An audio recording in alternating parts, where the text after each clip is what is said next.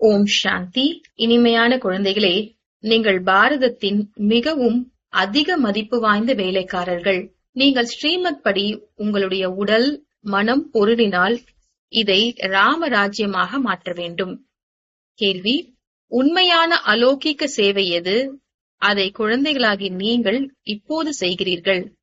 பதில்: குழந்தைகளாகி நீங்கள் குப்தமாக ஸ்ரீமத் படி தூய்மையாகி சுகதாமத்தை ஸ்தாபனை செய்து கொண்டிருக்கிறீர்கள். இதுவே பாரதத்தின் உண்மையான அலௌகிக சேவையாகும். நீங்கள் எல்லையற்ற தந்தையின் ஸ்ரீமத் படி அனைவரையும் ராவணனின் சிறையில் இருந்து விடுவித்துக் கொண்டிருக்கிறீர்கள். இதற்காக நீங்கள் தூய்மையாகி மற்றவர்களையும் தூய்மையாக மாற்றுகிறீர்கள். பாட்டு: கண்ணில்லாதவர்களுக்கு வழிகாட்டுங்கள் பிரபுவே.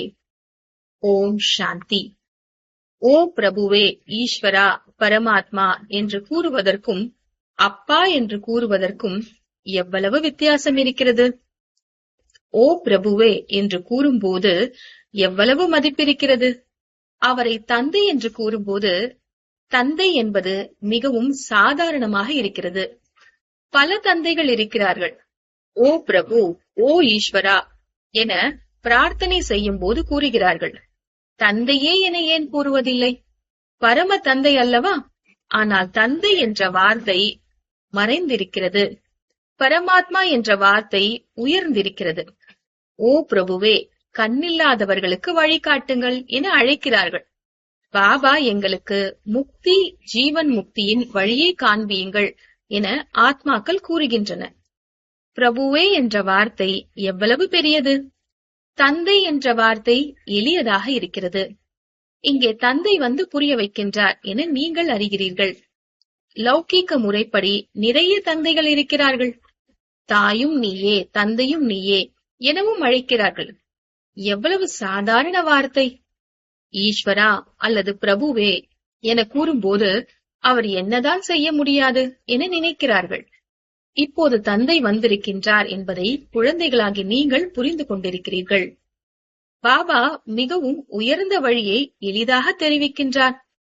என்னுடைய குழந்தைகளே, நீங்கள் ராவணனின் வழிப்படி காம சிதையில் எரிந்து போய்விடாதீர்கள் என பாபா கூறுகின்றார்.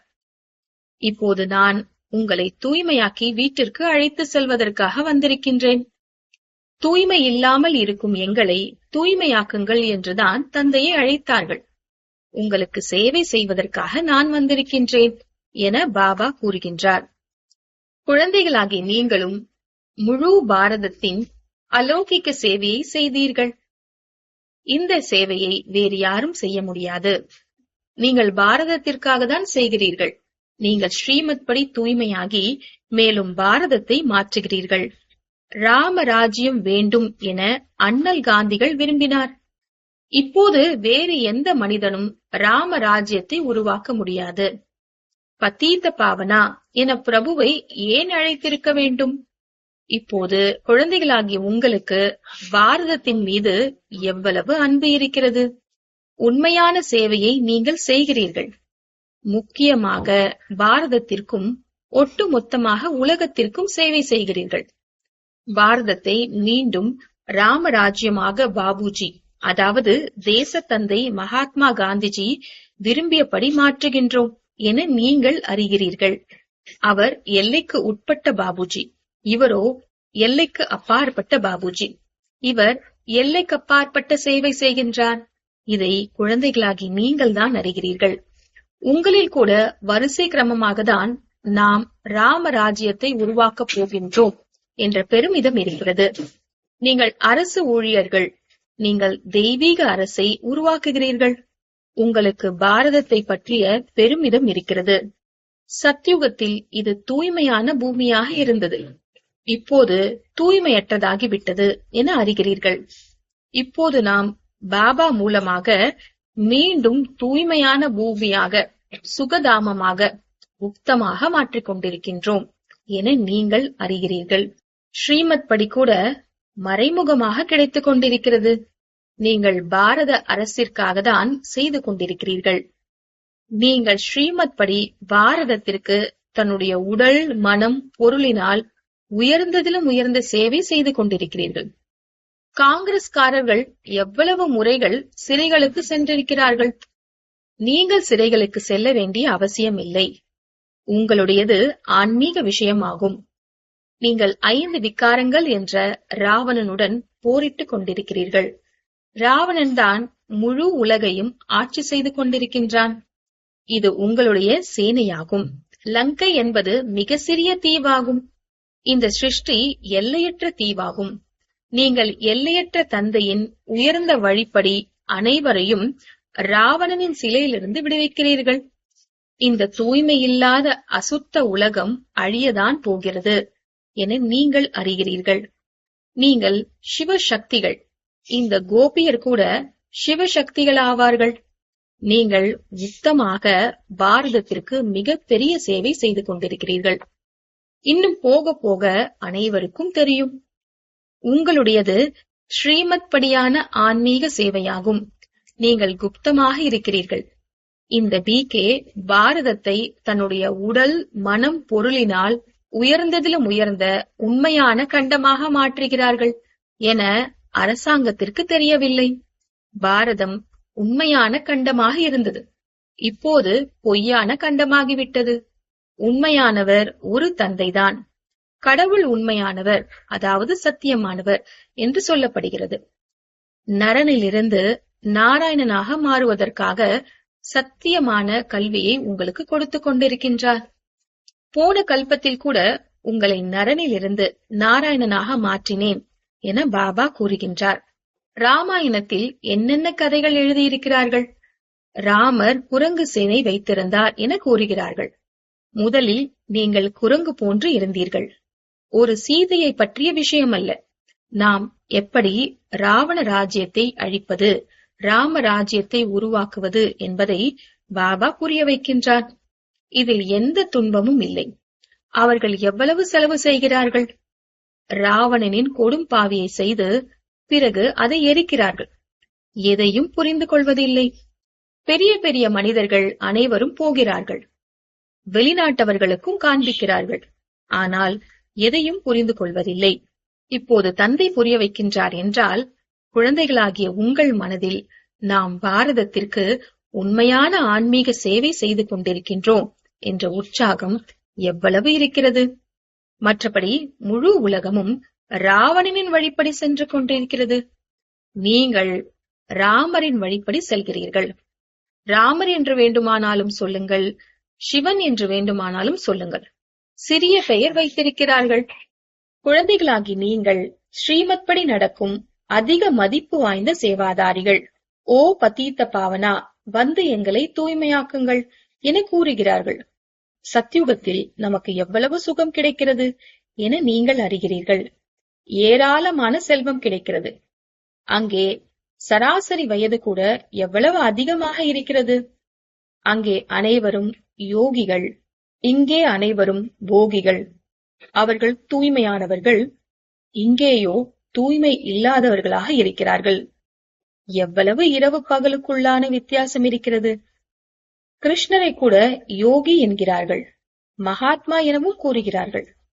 ஆனால் அவரோ உண்மையான மகாத்மா ஆவார். சர்வகுண சம்பன்னர் என அவருடைய மகிமைகள் பாடப்படுகிறது. ஆத்மா மற்றும் உடல் இரண்டும் தூய்மையாக இருக்கிறது. சந்நியாசிகள் இல்லறத்தில் இருப்பவர்களிடம் விகாரத்தினால் பிறந்து சந்நியாசிகள் ஆகிறார்கள். இந்த விஷயங்களை இப்போது உங்களுடைய பாபா புரிய வைக்கின்றார். இச்சமய மனிதர்கள் தவறானவர்களாக, மகிழ்ச்சியற்றவர்களாக இருக்கிறார்கள். சத்யுகத்தில் எப்படி இருந்தனர்? தார்மீக சிந்தனை உடையவர்களாகவும் அறநெறி உடையவர்களாகவும் இருந்தனர். 100% செல்வந்தர்களாக இருந்தனர். சதா மகிழ்ச்சியாக இருந்தனர். இரவு பகல் வித்தியாசம் இருக்கிறது. இதை துல்லியமாக நீங்கள் அறிகிறீர்கள். பாரதம் ஸ்வர்க்கத்திலிருந்து நரகமாக எப்படி மாறுகிறது என யாருக்கும் தெரியாது. லக்ஷ்மி நாராயணனை பூஜை செய்கிறார்கள், கோயில்களை கட்டுகிறார்கள். ஆனால் எதையும் புரிந்து கொள்வதில்லை. நல்ல நல்ல நிலையில் இருக்கக்கூடியவர்களுக்கு, பிர்லா போன்றவர்களுக்கு கூட இந்த லக்ஷ்மி நாராயணன் எப்படி இந்த பதவியை அடைந்தனர், என்ன செய்தனர், இவர்களுக்கு கோவில்கள் கட்டப்பட்டன என்பதை புரிய வைக்கலாம் என பாபா புரிய வைத்துக் கொண்டிருக்கின்றார். தொழிலை பற்றி அறியாமல் பூஜை செய்வது கூட கல்லை பூஜிப்பது அல்லது பொம்மை பூஜை போன்றதாகும். மற்ற தர்மத்தினரோ கிறிஸ்து எந்த நேரத்தில் வந்தார், மீண்டும் வருவார் என்பதை அறிந்திருக்கிறார்கள். எனவே குழந்தைகளாகி உங்களுக்கு ஆன்மீக பெருமிதம் இருக்க வேண்டும். ஆத்மா குஷி அடைய வேண்டும். அரை கல்பமாக தேக உணர்வுடையவர்களாக இருந்தீர்கள். இப்போது அஷரீரி ஆகுங்கள். தன்னை ஆத்மா என உணருங்கள் என பாபா கூறுகின்றார். நம்முடைய ஆத்மா பாபாவிடமிருந்து கேட்டுக்கொண்டிருக்கிறது. மற்ற சத்சங்கங்களில் ஒருபோதும் இவ்வாறு புரிய வைக்க மாட்டார்கள். இந்த ஆன்மீக தந்தை ஆத்மாக்களுக்கு புரிய வைக்கின்றார். ஆத்மாதான் அனைத்தையும் கூறுகிறதல்லவா? நான் பிரதம மந்திரி இன்னார் என ஆத்மாதான் கூறுகிறது. ஆத்மா இந்த உடல் மூலமாக தான் பிரதம மந்திரி என கூறுகிறது. இப்போது ஆத்மாக்களாகிய நாம் முயற்சி செய்து தேவி தேவதையாக மாறிக்கொண்டிருக்கின்றோம் என நீங்கள் கூறுகிறீர்கள். நான் ஆத்மா, இது எனது உடலாகும். ஆத்ம அபிமானியாக மாறுவதில்தான் நிறைய உழைப்பிருக்கிறது. அடிக்கடி தன்னை ஆத்மா என்று உணர்ந்து தந்தையை நினைத்தால் விக்கர்மங்கள் விநாசமாகும். நீங்கள் மிகவும் மதிப்பு வாய்ந்த சேவாதாரிகள். குப்தமாக, அதாவது ரகசியமாக கடமைகளை செய்கிறீர்கள். எனவே மறைமுக பெருமிதமும் வேண்டும். நாம் அரசாங்கத்தின் ஆன்மீக ஊழியர்கள். பாரதத்தை ஸ்வர்க்கமாக மாற்றுகின்றோம். புதிய உலகத்தில் புதிய பாரதம், புதிய டெல்லி இருக்க வேண்டும் என பாபுஜியும் விரும்பினார். இப்போது புது உலகம் இல்லை. இந்த பழைய டெல்லி சுடுகாடாக மாறுகிறது. மீண்டும் ஸ்வர்க்கமாக மாறும். இப்போது இதற்கு ஸ்வர்க்கம் என்று கூற முடியாது. புது உலகில் ஸ்வர்க்கம் போன்ற புது டெல்லியை நீங்கள் உருவாக்கி கொண்டிருக்கிறீர்கள். இது மிகவும் புரிந்து கொள்ள வேண்டிய விஷயம் ஆகும். இந்த விஷயங்களை நீங்கள் மறக்க கூடாது. பாரதத்தை மீண்டும் சுகதாமமாக மாற்றுவது எவ்வளவு உயர்ந்த செயல். நாடகத்தின்படி இந்த சிருஷ்டி பழையதாக ஆகியே தீரும். துக்கதாமம் அல்லவா? துக்கத்தை நீக்கி சுகம் அளிப்பவர் என ஒரு தந்தையை தான் கூற முடியும். பாபா 5000 வருடத்திற்கு பிறகு வந்து துக்கம் நிறைந்த பாரதத்தை சுகமுடையதாக மாற்றுகின்றார். சுகத்தையும் அளிக்கின்றார், அமைதியையும் அளிக்கின்றார். மனதிற்கு அமைதி எப்படி கிடைக்கும் என நீங்கள் அறிகிறீர்கள். இப்போது அமைதி சாந்தி தாமம், அதாவது ஸ்வீட் ஹோமில் தான் இருக்கிறது.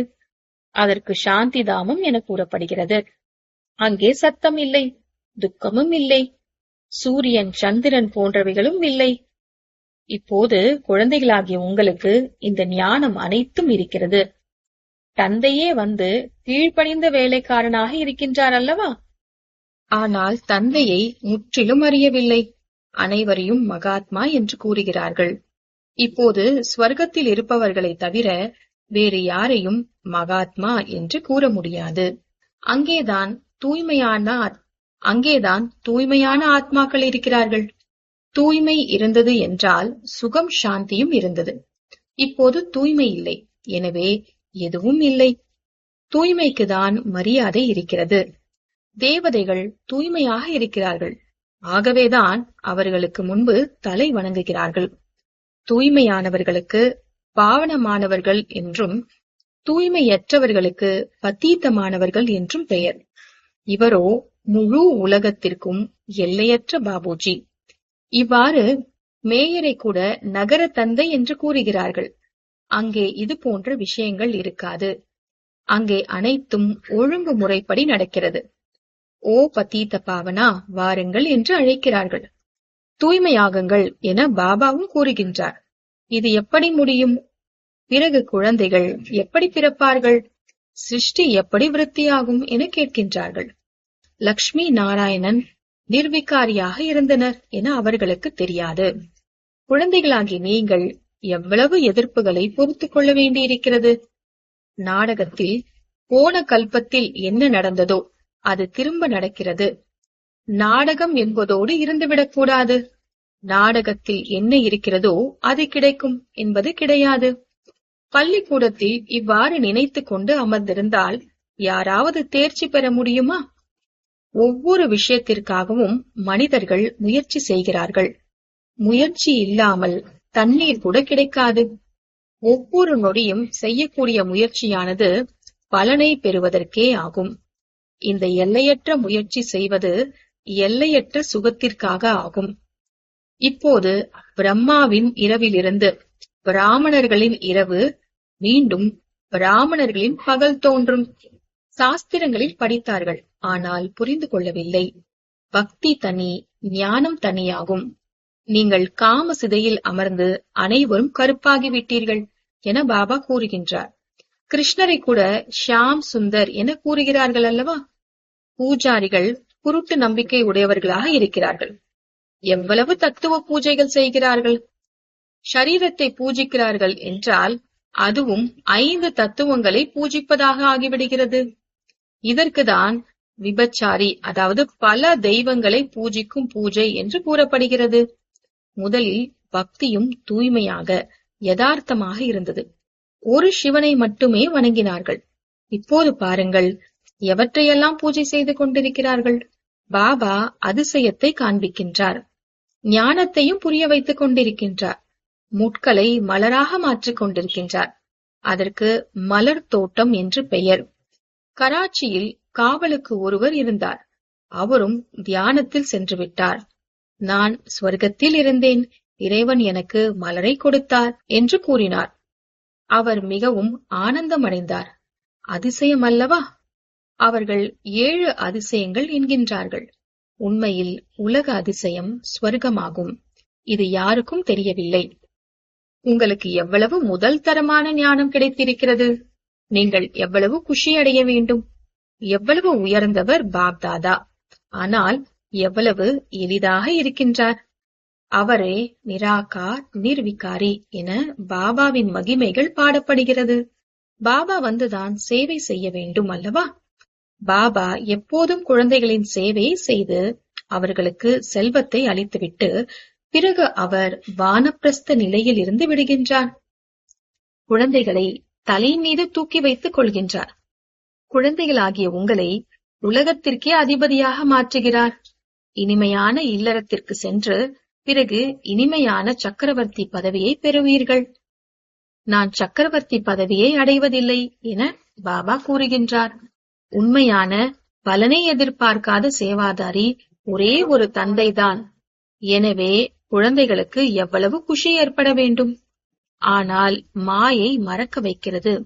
இவ்வாறு பெரிய பாப்தாதாவை ஒருபோதும் மறக்கக்கூடாது. தாத்தாவின் சொத்து பற்றி எவ்வளவு பெருமிதம் இருக்கிறது. உங்களுக்கு ஷூபாபா கிடைத்திருக்கின்றார். அவருடைய சொத்து இருக்கிறது. என்னை நினையுங்கள், தெய்வீக குணங்களை கடைபிடியுங்கள் என பாபா கூறுகின்றார்.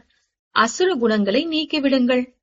நான் நிர்குணமாக, அதாவது குணமற்றவராக இருக்கின்றேன். எனக்குள் எந்த குணமும் இல்லை என பாடுகிறார்கள். நிர்குணம் என்ற அமைப்பு கூட இருக்கிறது. இப்போது பொருளே யாரும் புரிந்து கொள்ளவில்லை. நிர்குணம் என்றால் எந்த குணமும் இல்லை என்று பொருளாகும். இப்போது பொருளை யாரும் புரிந்து கொள்ளவில்லை. நிர்குணம் என்றால் எந்த குணமும் இல்லை என்று பொருளாகும். ஆனால் அவர்கள் புரிந்து கொள்வது கிடையாது. குழந்தைகளாகிய உங்களுக்கு ஒரே விஷயத்தை தான் புரிய வைக்கின்றார். நாங்கள் பாரதத்தின் சேவையில் இருக்கின்றோம் என கூறுங்கள். யார் அனைவருக்கும் தந்தையாக இருக்கின்றாரோ நாங்கள் அவருடைய ஸ்ரீமத் படி நடக்கின்றோம். ஸ்ரீமத் பகவத்கீதை என பாடப்பட்டு இருக்கிறது. நல்லது. இனிமையிலும் இனிமையான காணாமல் போய் கண்டெடுக்கப்பட்ட செல்லமான குழந்தைகளுக்கு தாயும் தந்தையுமாகிய பாப்தாதாவின் அன்பு நினைவுகள் மற்றும் காலை வணக்கம். ஆன்மீக குழந்தைகளுக்கு ஆன்மீக தந்தையின் நமஸ்தே. ஆன்மீக தந்தைக்கு ஆன்மீக குழந்தைகளின் நமஸ்தே. தாரணைக்கான முக்கிய சாரம். முதலாவது, மிக உயர்ந்த பாப்தாதா எளிமையாக இருப்பது போல மிக மிக எளிமையாக, நிராகாரியாக, நிரகங்காரியாக இருக்க வேண்டும். பாபா மூலமாக கிடைத்துள்ள முதல் தரமான ஞானத்தை சிந்தனை செய்ய வேண்டும். இரண்டாவது, நாடகம் அப்படியே திரும்ப நடந்து கொண்டிருக்கிறது.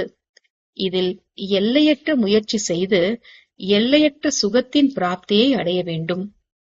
ஒருபோதும் நாடகம் என்று கூறிக்கொண்டு நிற்கக்கூடாது.